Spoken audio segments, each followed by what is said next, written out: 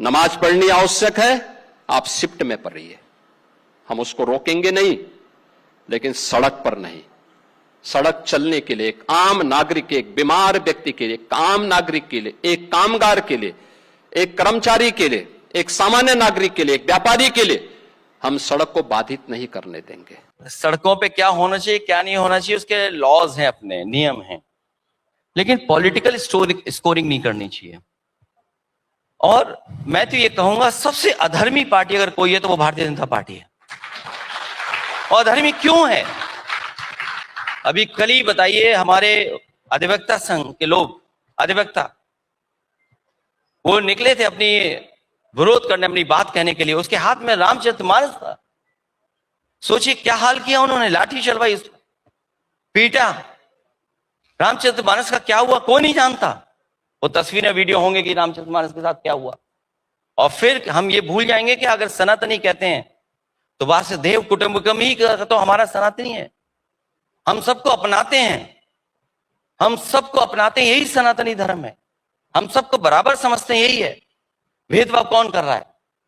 इसलिए मैं कहना चाहता हूं सबसे ज्यादा अधर्मी अगर कोई पार्टी है तो वो भारतीय जनता पार्टी है। तो ये सड़क पे नमाज पढ़ने की इजाजत होनी चाहिए कि नहीं होनी चाहिए? स्मार्ट सिटी तो बनी नहीं, स्मार्ट मीटर फिक गए हैं, तो क्या कहें सरकार के लोग, मुख्यमंत्री क्या कहेंगे? अगर मान लीजिए स्मार्ट मीटर इन्हें हटाने पड़ गए। लखनऊ तो स्मार्ट सिटी था ना, क्या हुआ स्मार्ट सिटी में? क्या स्मार्ट है बताइए? ये स्मार्ट भ्रष्टाचार का इनका योजना रहती है। स्मार्ट मीटर का क्या हुआ? इन्हें स्वीकार करना पड़ा कि स्मार्ट मीटर इनके खराब है, इन्हें स्वीकार करना पड़ा, स्मार्ट मीटर हटाने पड़ गए इनको। और फिर जहां तक सड़क की बात है जी, हम तो हमेशा कहते हैं कि सड़कें और चौड़ी हों, ऐसी सड़कें चौड़ी जो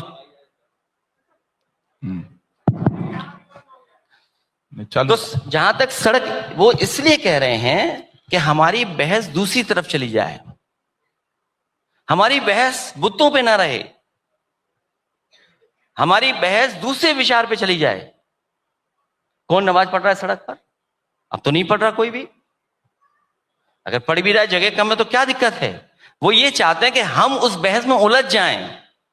लेकिन हम लोगों ने भी बीजेपी से सीखा है ये बड़ी बात आप हम मन से उनकी बातों में नहीं उलझेंगे। हम उनसे पूछेंगे नीट का क्या हुआ है, ये पहले बता दो आप। और फिर ये पूछेंगे कि 69,000 का आपने जो आरक्षण लूटा है वो बताइए कैसे आप। और फिर बताएं हम आपको, और भी बताएं, क्या पूछेंगे उनसे? नहीं, जरूर जरूर बताइए। लखनऊ में एक ग्रीन कॉरिडोर बन रहा है। मुख्यमंत्री जी को पता ही नहीं था ग्रीन कॉरिडोर का मतलब क्या होता है। हमारे मुख्यमंत्री जी को यह पता था कि पेड़ लग जाएंगे वही ग्रीन कॉरिडोर है।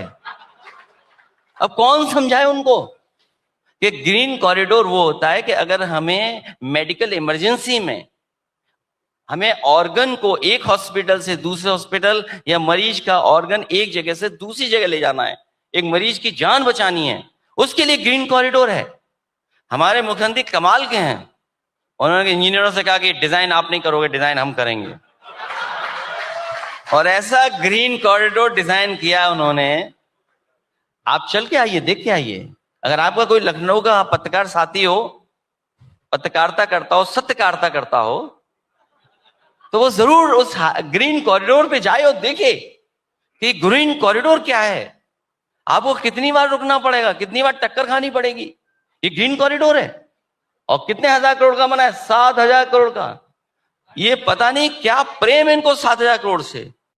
अगर आप ये वीडियो YouTube पर देख रहे हैं तो हमारे चैनल को सब्सक्राइब कर बेल आइकन दबाएं, और Facebook पर देख रहे हैं तो हमारे पेज को लाइक करें।